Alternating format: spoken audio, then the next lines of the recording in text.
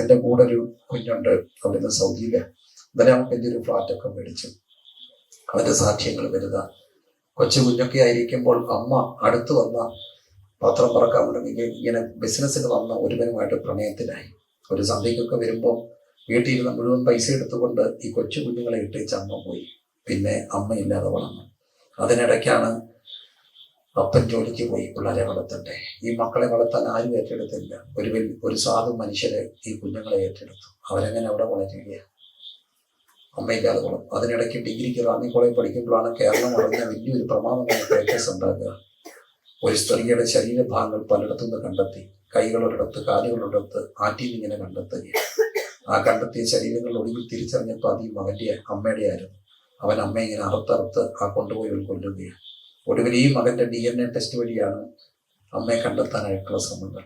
അമ്മയില്ലാതെ അപ്പൻ അങ്ങയുമായിട്ട് ബാംഗ്ലൂർ വഴി അലഞ്ഞു നടന്നപ്പോൾ അവൻ കയ്യെ പച്ച കുത്തി, ഡാഡി എന്ന് പച്ച കുത്തി. കാരണം എവിടെയോ നിഷേധിക്കപ്പെട്ട സ്നേഹം.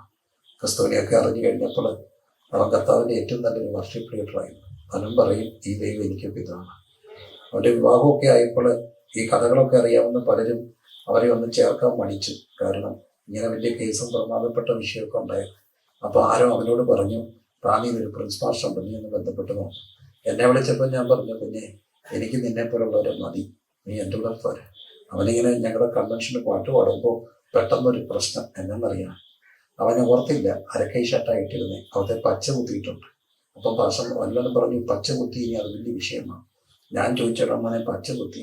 അപ്പനില്ലാത്ത സമയത്ത് എല്ലാ പിള്ളേരെ അപ്പം കൊണ്ടുപോയപ്പോൾ എല്ലാം ഡാഡിന്ന് കുത്തിയതാണ്, ഡാഡിയും മമ്മി സ്നേഹത്തിൻ്റെ. പക്ഷെ ഇന്നതൊക്കെ മാറുന്ന ഒറ്റ കാര്യം കൊണ്ട്, ക്രിസ്തുവിനെ അപ്പനായി കണ്ടതുകൊണ്ട്.